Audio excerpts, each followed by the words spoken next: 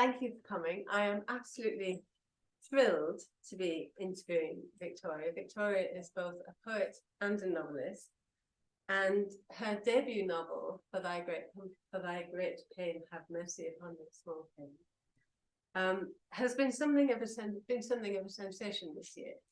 And it introduces us to two great female mystics of the medieval age, Margery Kempe and Julian of Norwich. The book has been shortlisted for the best debut in Scotland's National Book Awards and was Book of the Day in The Guardian and the Times Historical Fiction Book of the Month. Margery and Julian were direct contemporaries, and they both claimed visions of Christ and wrote about them. So they had a lot in common, but in many ways very little in common. One lived very much in the world and one very much outside of it. They were both writers. Julian's Revelations of Divine Love is the first book that we know of to have been written by a woman in the English language. And the book of Margery Kempe is the first non-autobiography by either sex in English. So here we have a very innovative writer talking about two very innovative writers. I'm very thrilled to have you here with us. Thank you very much for coming. Thank you very much. Let's talk about Margery and Julian and how you've made the realities of life and faith in the medieval period both relevant and relatable to a 21st century audience, because it's hard to imagine a greater gap in our historical experience, really, than between us and those two women. So for the benefit of those who aren't familiar, who were these women? Oh, so fantastic women, both of them. As Annie mentioned, they were contemporary. They both lived in Norfolk in the 14th and early 15th centuries. They both were mystics in that they both claimed to have had visions of Christ. And we know that they actually met as well. In Margery's memoir, the Book of Margery Kempe, she mentions going to visit Julian in Norwich to ask for her advice about her own visions. And we know quite a bit about Margery because she dictated her memoir. So we know that she was of the merchant class. Her father was a merchant. She married a merchant. And we know that she had at least 14 children. She was very much a woman in the world, part of her society, and her book details a lot about her day-to-day life, her relationship with her husband, her neighbours, her community, and so on. Julian is quite a different story. We know almost nothing about Julian of Norwich. We don't even know Julian's real name. So as a writer, I had a much blanker canvas there to fill in. Julian wrote a book, as Annie mentioned, Revelations of Divine Love. As far as we know, she wrote it herself, unlike Margery, who dictated her book. And really, it just simply details a series of visions of Christ that she had over several days while she was very ill at the age of about 30. And there's very little biographical detail.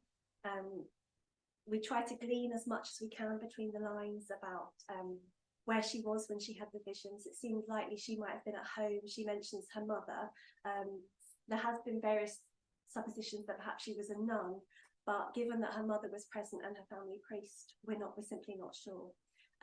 Julian wrote the short text, as it's known, very quickly after these visions, but she expressed desire to understand them better. She simply didn't know why God had sent her these visions.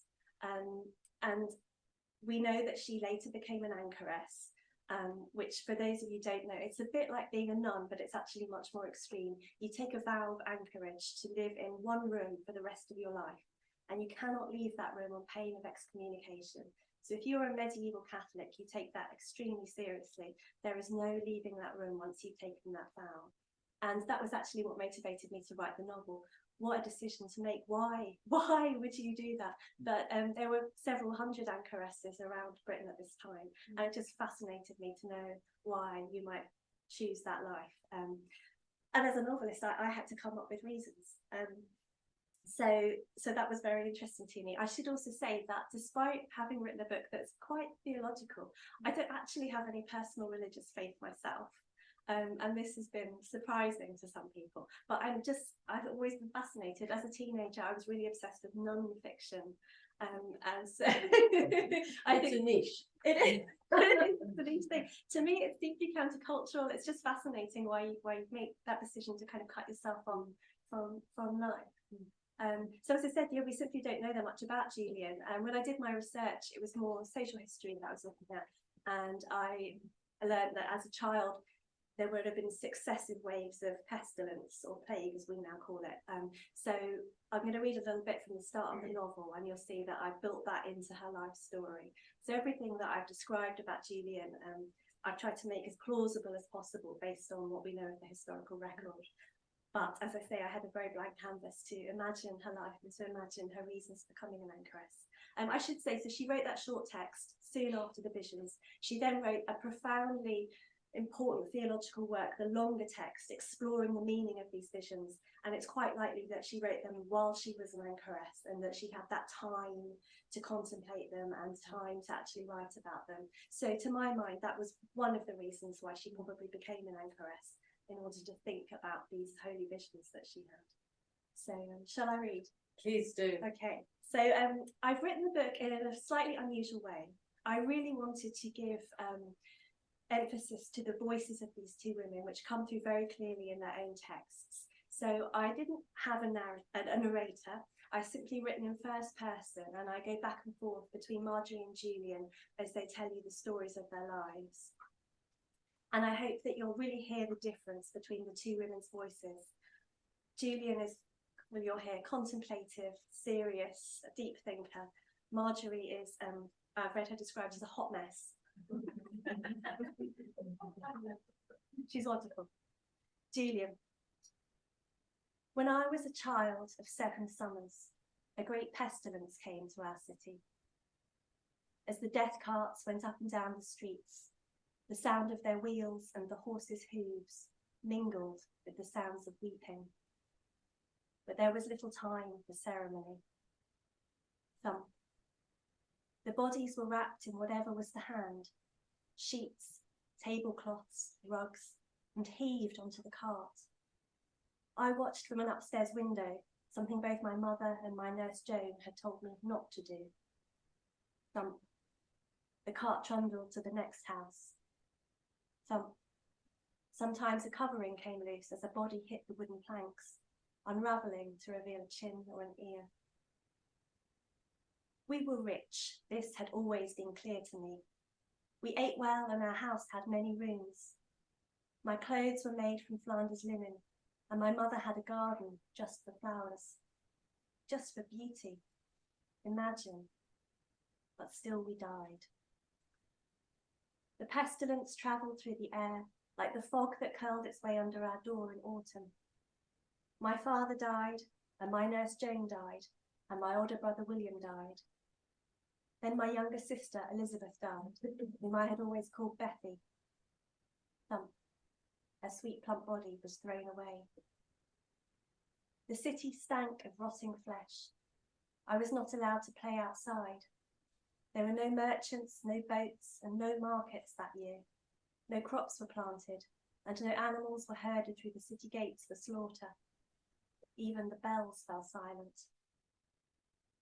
Afterwards, my mother and I lived together in a more sombre way. She withdrew into sadness, rarely raising her eyes to me. I learnt to keep my own company, wandering through the empty rooms of the now too big house, tiptoeing so I didn't disturb her. The flowers in her garden still bloomed, but my mother no longer tended them. Okay, I always have a little drink before I read Margery. It was later in the day, but it's stronger than this.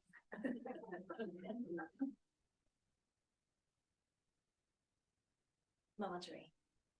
Christ first visited me some months after the birth of my eldest child, when I laboured for more hours than a single day can hold. I suffered much when I was with child, with vomiting and aches, and I was afraid it was punishment for my sins. I also desired to eat strange things, clods of mud and leather soles from boots. My husband wasn't pleased and told me not to eat these things. He said that if I didn't stop, he would have me imprisoned in my chamber and put shackles on my arms. At that, I quite lost my reason. I ranted and screamed and tore at my clothes and hair, and I was indeed restrained as my husband had threatened, and he took away my keys. Then my labour pains began, and they were shackles themselves, pinning me down and causing me to roar. My neighbour, Agnes, was at my side to aid me through the birth, but she tutted at my cries and spent more time gossiping outside my room than rubbing my belly with rose oil. When the child emerged, I thought he was the devil come to split me in two and toss my entrails to the dogs. I prayed to St. Margaret to relieve me of the terror and let me die quickly, but she did not hear my pleas. When Agnes pulled the devil from between my damp thighs, he brought other demons who poured at me and hauled me about the bed all night and day.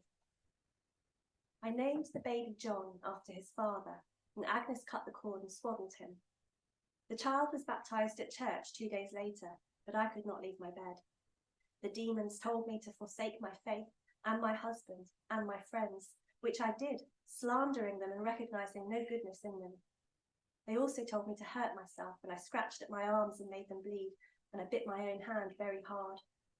Agnes put honey on the wound and bound it, but the mark has stayed ever since. I believed I was dying, and because of this I asked to see my confessor so I could tell him of a sin that had long been on my mind. I had never confessed it before because every time I thought to, something would whisper in my ear that if I repented in my mind and made penance, that was enough. I often did penance by fasting on bread and water and spending many hours at prayer. But now, when I thought I would die, I knew I must confess and be rid of the sin, or I could never lift my face to the Lord and receive his love. My confessor came to my room, and I said I wanted to be shriven of the sins of my whole life, so I began with the first sins of my childhood, including envy of my brother, up to the particular sin that was bothering me.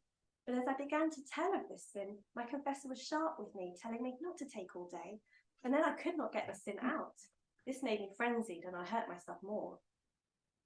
It was after this that Jesus Christ appeared, sitting on the edge of my bed, very handsome, and clad in a mantle of purple silk. He looked at me with so blessed a countenance that I felt my spirit strengthen. He said, "Daughter, why have you forsaken me? And I never forsook you." As soon as he said this, the air in my chamber became bright as if lit by lightning, and he ascended to heaven, not rushing, but beautifully and slowly, until the air closed up again and I was restored to myself. After this, everyone was most amazed at how I had recovered my wits, and my husband gave me back my keys. When I told my husband what I'd seen, he shook his head and said, "Hush your mouth, wife, you're clucking like a silly goose." Isn't that wonderful? She is a hot mess, isn't she?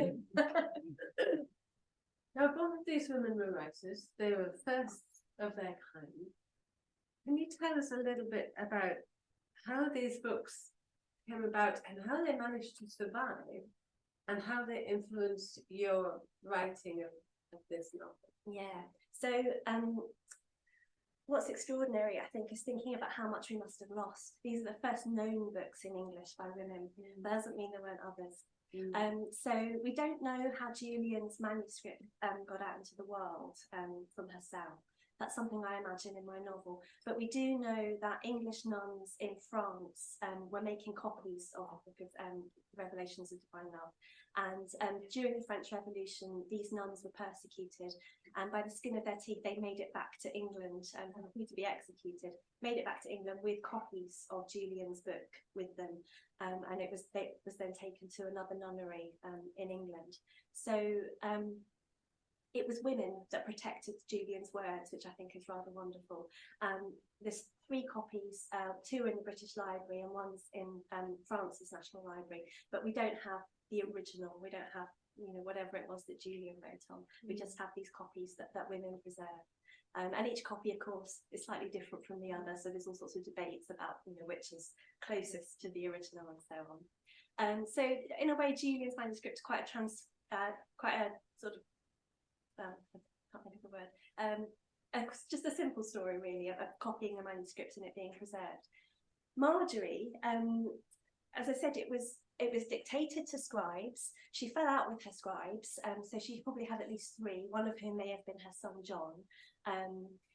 And it's difficult because we don't know how literate she was, probably not particularly literate. She may have had a few letters, so she couldn't have checked what was written down. So there's that kind of problematizing there of not knowing what Margery said and then what was written down. And as a writer, it's a sort of nightmare to me because it's a first draft. She would have had no opportunity to edit and redraft. It's simply, you know, her telling her story. And it is a mess. It goes about in time, it repeats itself. She remembers things and suddenly mentions them. So you kind of navigate your way through Margery's life. We don't know where her manuscript is either. What we know of, in the 15th century, there was a scribe, the wonderfully named Wynkyn de Worde, who copied a few passages out from the book of Margery Kempe. And so few passages that he inadvertently thought that she was an anchoress herself. If you read the whole thing, Margery mostly talks about sex. So in fact, there's no possibility she was an anchoress if you read the whole thing. But that Wynkyn de Worde at least gave us knowledge that she had existed, that this manuscript was somewhere, but we didn't have it. It wasn't until the 1930s that the full manuscript, again, not the original, but a kind of fairly contemporary copy was discovered. So a country house in Derbyshire, imagine guests having a lovely game of ping pong at the weekend. One of the guests treads on the ping pong ball, makes it no longer usable. So they go to a cupboard and they have a rummage, see if they can find another ping pong ball so they can continue their game. All kinds of junk comes out of the cupboard, including a great big pile of manuscripts. And the owner's very frustrated, all this rubbish, I'm going to have a bonfire tomorrow, burn it all. One of the guests is pals with someone who works with manuscripts in the British Library and says, oh, hang on a moment, I could take these to my friend, he could have a look just in case there's anything valuable there. And yes, what we have is the lost manuscript of the book of Margery Kempe, the first autobiography in English by a man or a woman. So we've only had that since the 1930s. Isn't that fantastic? Yes.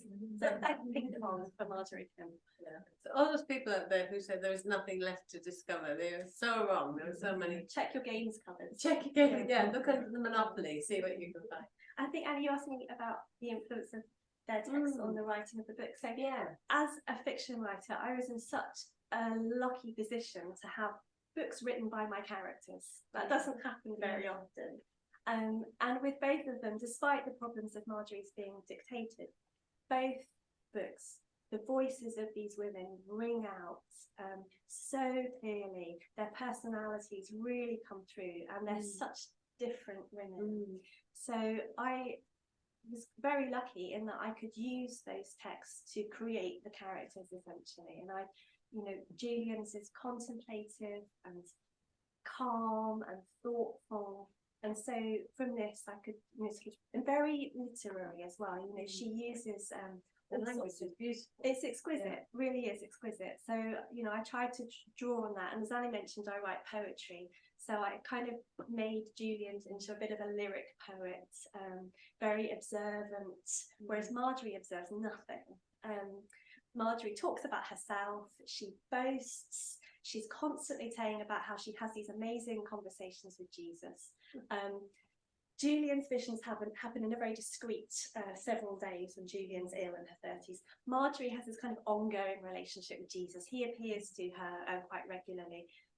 Often, soon after she's had a falling out with her husband or her neighbours, Jesus appears to tell her how blessed she is, how valued she is by him, how loved, how she'll sit by him in heaven, how the saints worship her, how Mary worships her. And he really bigs her up. And Margery is not shy about telling you how valued she is by Jesus. And they have a very interesting relationship. It's quite touchy-feely at times. But she also does something which I didn't know about before, but which I've discovered is quite common in the medieval period, which is to imagine yourself in biblical scenes. And apparently this was really encouraged as a way of understanding theology. So Margery is there at Jesus's birth. She dandles him, she looks after Mary, and she's also there at his crucifixion to comfort Mary and so on, in her visions, in her mind. And the other thing is she has this enormous gift of weeping. She weeps a lot. She weeps very a lot. publicly. Yes, and it's really annoying to be around.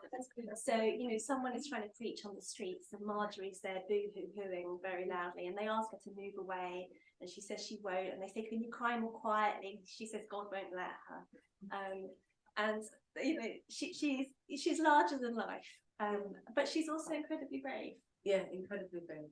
And I guess because they were such different characters and chose such different paths for their lives, and Julian famously becoming an anchoress and Margery very much in the world and making her place in it.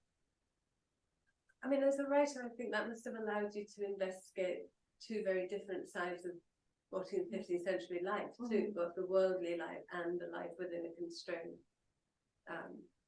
closed order or a closed religiosity. How do you feel about that? Well, it was, I think one of the things that was so enjoyable about writing the novel was the contrast between the two women.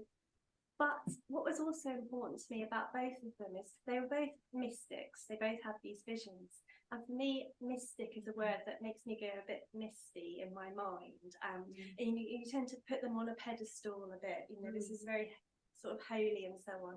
And what I'm interested in as a writer is making these women feel real and tangible. So even with Julian, who is, you know, the more revered theologian of the two, I wanted to make her human. I wanted to make her bodily. And so even when she's contemplating in her cell, it was important to me to imagine the kind of sensory experiences that she would be having, you know, the cold, the earwigs, the earth floor, her slops, her ashes, just all of that, you know, to make her seem real, essentially. The business of life. Yeah, exactly. She was still a woman, despite the fact that she, you know, was also a medieval mystic. With Margery, I had a lot of fun playing with the things that she talks about in her novels. So she's kind of a fashionista of the kind of merchant classes, for example. She was very concerned with how she dressed and always comparing her fashions with her neighbours. So she would wear these extraordinary robes with slashes in, that was like the fashion at this time, to show like brightly coloured silks underneath. And she, you know, she was very concerned to kind of be top of the tree in her kind of social class. So it was, I really enjoyed doing the kind of social history research, that side of thing, thinking about what they ate, that, you know, what leisure time meant to them. Just all the kind of tangible detail was fun to research. And both of these women, you know, you talked about Margery being brave. They both were, and they both departed from the sort of religious orthodoxy of their time, which God knows was a dangerous thing to do then. Yeah. Can you talk a little bit about that and the sort of risk and you know, the risks and threats that brought down upon them both? Yeah, absolutely. So yes, that's why Margery was brave. To claim direct connection with God or Jesus at this time was to risk being accused of heresy. And the punishment for heresy at this time was to be burnt at the stake. So the stakes were high for both these women. And Margery's own priest, when she was a child, was taken to London and burnt as a lollard. So she was very aware of the risks of heresy, and yet she did not shut up about her visions. She felt that she had a duty to share them, essentially. You know, she believed she was having them, and she believed God wanted her to talk about them, so talk she did. Same with the gift of weeping. And Margery was hounded by the church for this, hounded by clergy and by other figures of authority. She was repeatedly arrested. She was threatened with violence. She was threatened with sexual violence. And yet somehow, by her own reports, she always talked herself out of trouble. And she knew her articles of faith. She knew her theology, and she would always say that she was, you know, acting in accordance with the church. The other thing that she did was stand on the street and talk about her visions, and women were not allowed to preach at this time. That was also incredibly dangerous. And she would say, well, if I stand on the street and talk about my visions, it's not my fault people come to listen. I'm not preaching, I'm just standing here talking.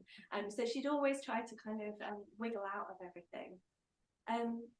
Julian was much more circumspect about her visions. So she wrote the short text.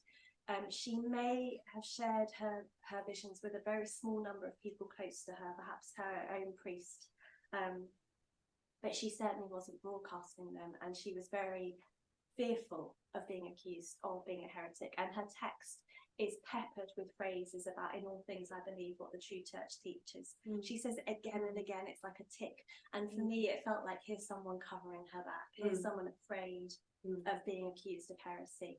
And where her cell was in Norwich, I was looking at maps of medieval Norwich, it was incredibly close to where they were burning heretics. So in my novel, I imagine perhaps sometimes when the wind's in the right direction, there's something she can smell. She's just aware of what's going on. So, yeah.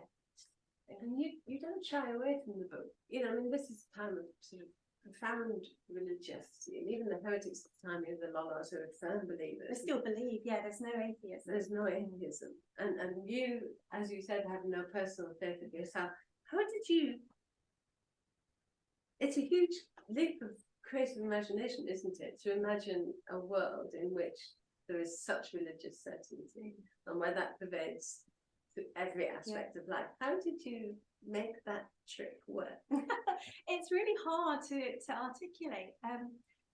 You're right. I mean, it's not just about, religion wasn't simply some aspect of their life. It governed all of their life. You know, and if you believe in the eternal soul, then how you act every day is governed by that belief. And you know, Margery is always praying and making penance and confessing, and the great fear was of dying unshriven, as they called it, without having confessed your sins recently, because you know, hell was the worst case scenario, but even purgatory wasn't great. So yeah, I just simply had to embrace it imaginatively, and not flinch from it, I suppose, despite it not being something natural to my own worldview. But it was just part and parcel of everything, really, with the medieval period, of understanding, you know, what it was to be a woman, not bringing in that 21st century mindset of, you know, women's rights and feminism and so on, but simply just having to go with it. And I found it very enjoyable, that imaginative process. And of course, the imponderable question that is in your novel all the time, that is so linked to this, is what makes a woman decide to lock herself in a single room for the rest of her life, and what brings you to that, what brings a person to that decision, and then how do they live with it? And I think you're going to read another little bit from the book, which I just think is exquisite. Nearly made me weep when I first read it in the book. But it's about Julian in the cell. Yeah, it was really Julian's decision to become an anchoress that made me want to write this novel. Before I'd even really come across the figure of Margery Kempe, this question of, you know, what drives a person to do this, and to want to imagine how it might have been. So this is quite a short section. It's just Julian. Those early days, weeks, months, years of being in my cell, I'm glad I will not live through them again. Though I knew that God would send me trials and tribulations, I did not predict the form that these would take. I had thought I was ready for the life of an anchoress. I had wanted to prolong each moment of my life, to get closer to experiencing time as God experiences it. Not the instantly dissolving moment, but something larger and more encompassing. A stillness that doesn't pass as soon as you think yourself into it. I thought I would live as slowly as moss in my stone cell. I'd thought I would step out of my life as soon as I stepped into the cell. But I was still me. Nothing had changed. I was myself, with all my usual racing thoughts and yearnings and memories and foolishness.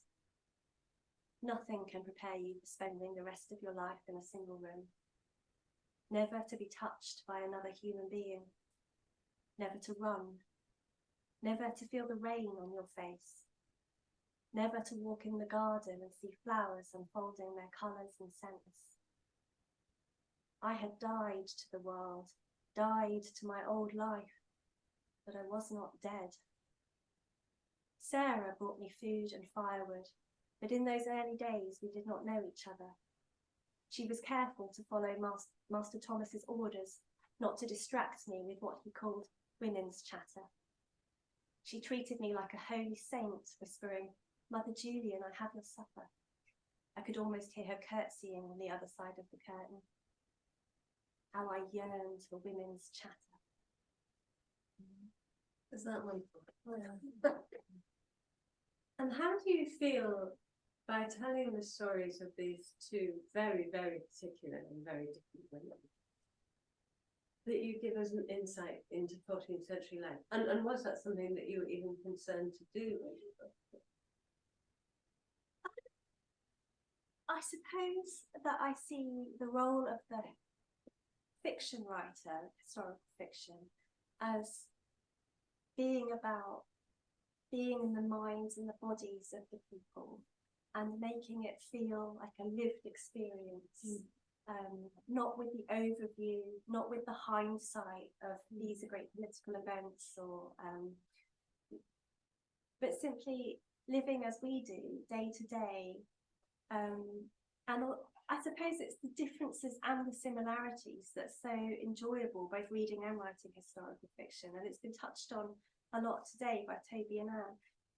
That, you know, the material things are different and fascinating, and I enjoyed researching those and bringing those in. But I also felt there's something about, you might call it, I cringe slightly, human condition, that hasn't changed in some ways. You know, these are people who loved, who grieved, who ate, who had human bodies, who got ill, who worried, who went to sleep at night and had dreams. I just felt, you know, okay, there's 600 years between us, and I tried imaginatively, you know, to take myself and the reader that distance and make that world accurate, you know, as much as I could. But I also didn't feel that distant from these women. Yeah. I felt that I could understand them, and perhaps that's unbelievably arrogant of me. But you know, Margery is someone who's very concerned with where she fits in society. I just felt that she seemed like, you know, the kind of woman that you might easily meet in your everyday life now. And then just with the contrast with Julian, who's, you know, someone thoughtful and anxious. Again, I just felt these women, and it just resonated for me. And just having, you know, being able to have access to their voices on the page is it's rare and extraordinary. And particularly with Julian, you're left with very little other than the human condition to focus on, aren't you? Because she is stripped of everything else that associates herself with the world. And she's incredibly humble. She, you know, she asks you not to think about who the writer is, but just to concentrate on her message from God. But you know, we're human. We're not going to pay attention to that. Not to know who she is, especially not if we're fiction writers. Exactly. And when I first saw your book, I thought, goodness me, that's going to be a fantastic trick to pull off, to make these women who are so unique in their experience relatable to a 21st century audience. And yet you absolutely have, and the success that the novel has had is great testament to that. Was that something that you concerned yourself about when you were writing it, or did you just think, hang it, I'm just going to write these women's stories and people will make it what they will? Yeah, I wrote it at a time when I had already been working on another novel for 5 years and not having success with it in the industry, and so I decided to, you know, put it in the infamous writer's drawer where manuscripts go to die and rest, and to write something that was just for me, and to not think about what other people would make of it really, but to write a novel that I wanted to read. Initially, it was Julian of Norwich that I thought I was going to write about, and the anchoress experience, and to write it in a style that pleased me, I suppose. And then I came across the figure of Margery Kempe, and the project changed significantly and became about balancing these two voices. and discovering that they had actually met was wonderful, because that became the climax of the novel. Imagining this conversation by women who have such different personalities. But yeah, I don't think I was really asking myself those questions that consciously about readers' reactions to it. I selfishly just read it for myself. I was interested in these women, and the religious aspect. I didn't worry either that, oh, this would only be of interest to people with, interest in religion. If it interested me and I wasn't religious, then why wouldn't it interest other people? Yeah. And I have to ask you a writerly question, not a history one, a writerly question.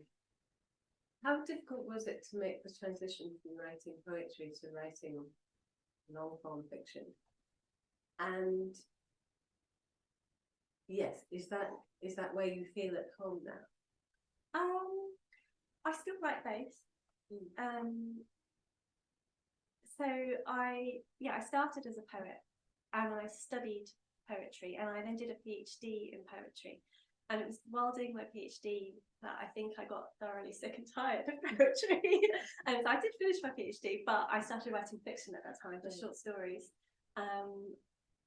And what I tend to do now is I kind of cannibalize my own poetry as well. So there's bits of Julian's that comes from old poems that I've written. Wow, really? Yeah, nothing's ever wasted for a writer. So I didn't find the transition difficult, but I did write a lot of short fiction before I started writing my novels. And then when my PhD finished, I started a long project writing a novel about John Ruskin, about 5 years. And although I had some success with that in terms of emerging writer prizes and so on, I didn't get an agent and I didn't get a publishing deal for it, which was really very painful. But then I think I learned a lot about writing novels from doing it. And then with this one, because I was writing it for myself, I just didn't feel self-conscious. I brought in poetry, I brought in playing around with white space, I brought in, it's sort of almost script-like at the end when the two women meet, because I just wanted to give that focus on their voices and nothing else. And I really just gave myself permission to do whatever I wanted on the page, and it was so much fun. And now I've gone back to my Ruskin novel, and I feel like I've learned so much from the experience of writing for The Great Thing and finding how readers have responded to it. And I think getting a better sense of how intelligent readers are as well, of how much they're prepared to work with subtext, and you don't need to spell things out for them, and how much they're willing to go with strangeness sometimes. And so that's really informed my rewriting of my Ruskin novel, which has been making very substantial changes and will be published in 2025. So tell us a little bit about how you came to write about John Ruskin. So it's really, I studied art history a long time ago and came across some of his amazing work on sort of Venetian architecture. And he's really a poet of a writer. He is a magnificent stylist. But then later I started getting really annoyed because there were all of these popular representations of him as this sort of namby-pamby mummy's boy who didn't like pubic hair. And it drove me crazy because he was such a talented thinker and such a brilliant writer. And I was like, is no one going to stand in Ruskin's corner for him? My God, I'll do it. So I'm very not get over the pubic hair thing. Yeah, it's nonsense, everybody. It's nonsense. It was made up to discredit a great man who was taking on Victorian capitalism and Victorian industrialists, and standing up for the workers, and standing up for things that are high-minded, yes, but things that matter, beauty and green space and not polluting rivers and having time to read and think. He was such an incredible forerunner of many things that in the 20th century came to pass, like the NHS and National Trust and green spaces and all sorts of amazing things. And he just totally fell out of fashion after the Victorian period. And he is, he's a bit gnarly to read. He does go on a bit, and he does tend to hector you a bit.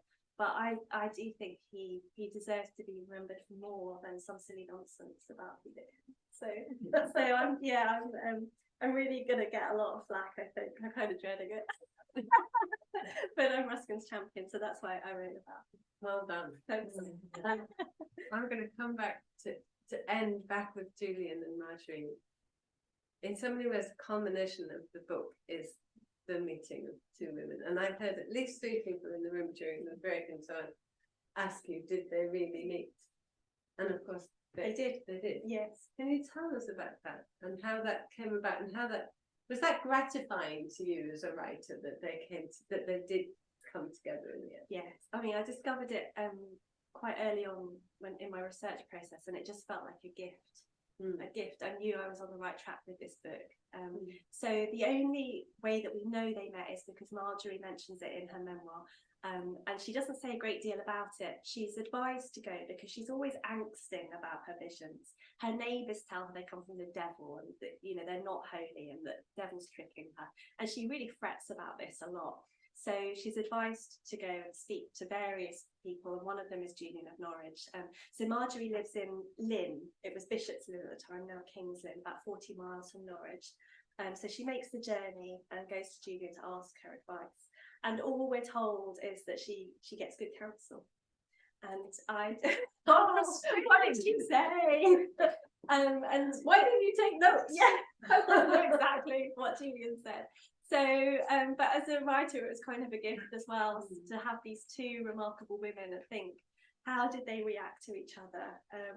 And, you know, it's easy to laugh at Margery because she is boastful, she is a bit silly, she is vain and so on, but she's brave.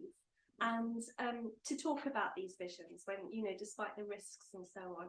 And I always think when I read her book, despite the boasting, despite the posturing, there was a fragility there. This is someone overcompensating for loneliness, if you like. And it was important to me that the reader of my novel didn't just laugh at Margery, but appreciated those other qualities too. So when they do meet, it was important to me that Julian picks up on that as well. And one of the first things that Julian thinks to herself when Margery comes is, this is the loneliest woman I've ever met. And that was a really important line for me, to kind of pick up on that aspect of Margery's character, not just to be fooled by all the brashness and silliness, but to have Julian respect Margery and for Julian to appreciate the bravery of what Margery's doing in terms of talking. So I kind of wanted a kind of mutual appreciation there between the 2 women, not just. That's the skill that Julian has learned in all of these years in her anchoress's room, to be able to see straight into the soul of someone. And not to judge, but to listen and to really, try to understand a person. Absolutely wonderful. Well, that's a great note to end on. It's a terrific novel. I absolutely recommend it to you. I don't think anyone should leave the room without playing it. Thank you so much, Vicky. Thank you very much.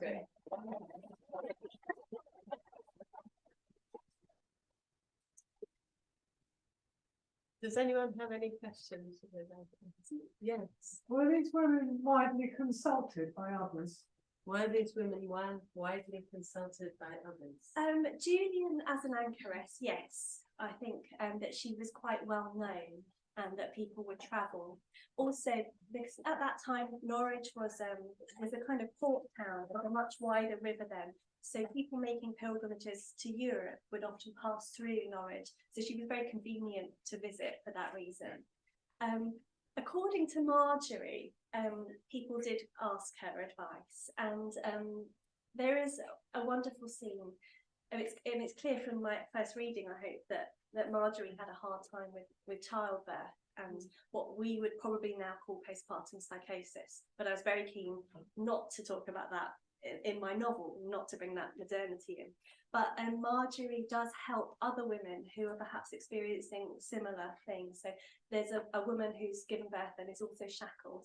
Seems like quite common in the medieval period, just as too horrendous, who was ranting and screaming and trying to bite people. And her husband came and said to Margery, can you come and see my wife? She's in all this distress, she's just had a baby. And according to Margery, the woman was very soothed by Margery's presence, and Margery was able to kind of break her down and so on. So there's a little bit of that, but I don't think that Margery was considered a kind of, wise woman to go to by many people. She was mostly an irritant.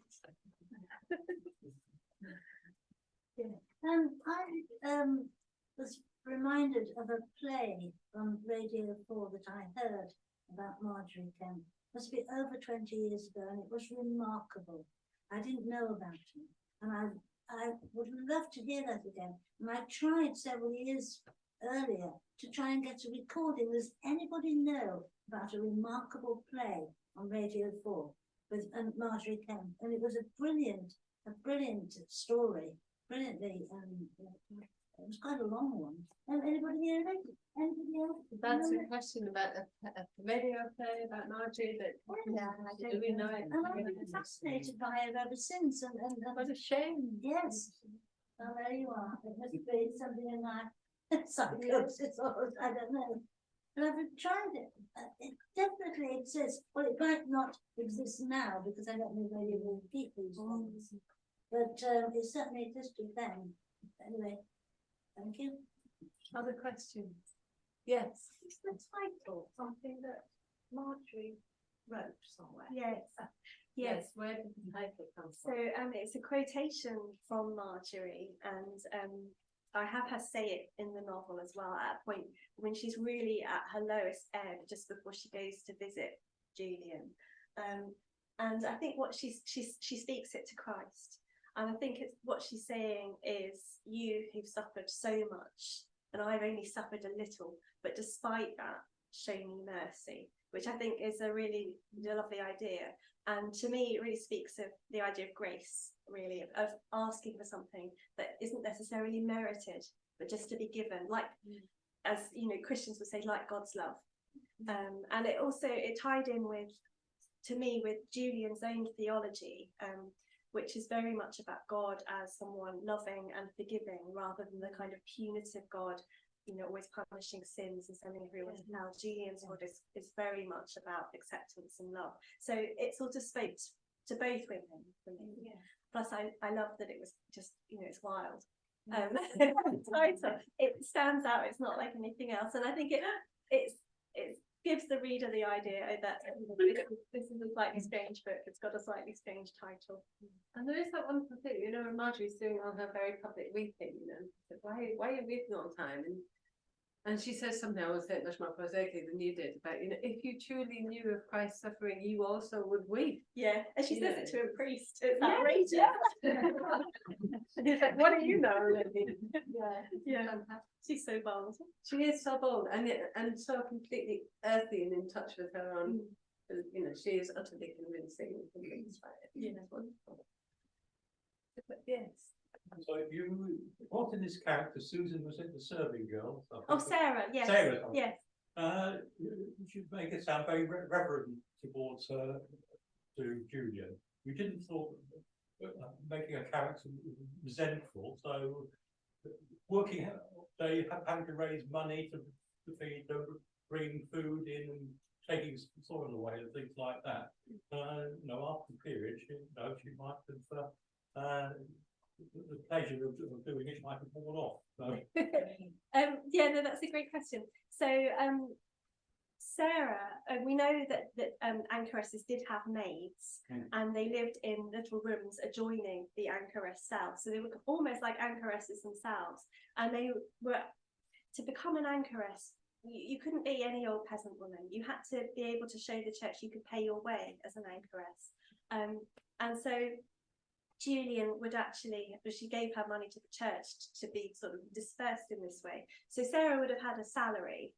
And I kind of feel it's not the worst job in the world. You've just got one woman who can't, you know, ever strike you or whatever, you know. She just has a window to put the food through and take things out again.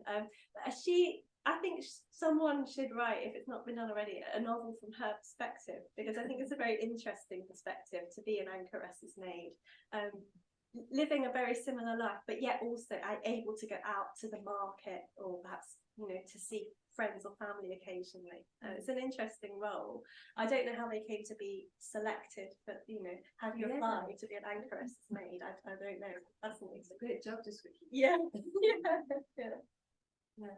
Yes, but trying to, it's an interesting thought to understand her motivation and more widely how people in the community thought about it and in the church thought about it. But I guess there wasn't the financial impediment because she had paid for her stuff. That wasn't the society that was being forced. No, no, not at all. It wasn't a charitable role, and it had to be a woman of means to be an anchoress. Yeah. Extraordinary. I think you choose that. Yes. Question from online, sorry, which is, does Julian's church still exist? Oh, so does Julian's Church? Yes, it does.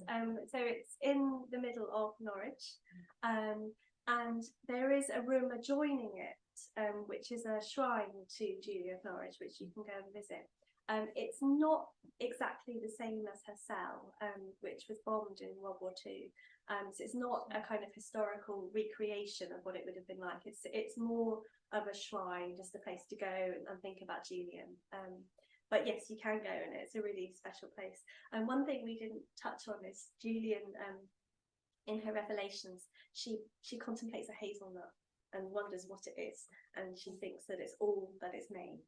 It's a very kind of extraordinary moment of seeing the whole universe in a hazelnut. And if you go to Julian's cell in Norwich, there's a little bowl of hazelnuts at all times that you can pick one up and contemplate it, which I think is rather lovely. It's very Shakespearean idea, isn't it? Being compounded in a nutshell. Yes, exactly. I've got an infinite Yeah. space. And William Yeah. Blake as well, with the Grain of Sand. Yes, I don't know that one. There's something about, I'm sure someone here will know better, but about seeing the universe in a grain of sand. So yes, very profound idea. Wonderful. Any other questions? Yeah. Is there anything in Julia's writings about the people who came to her for advice? Because the anchoresses were isolated from the world, therefore viewed to be very holy, and people went to them. Do we know who went?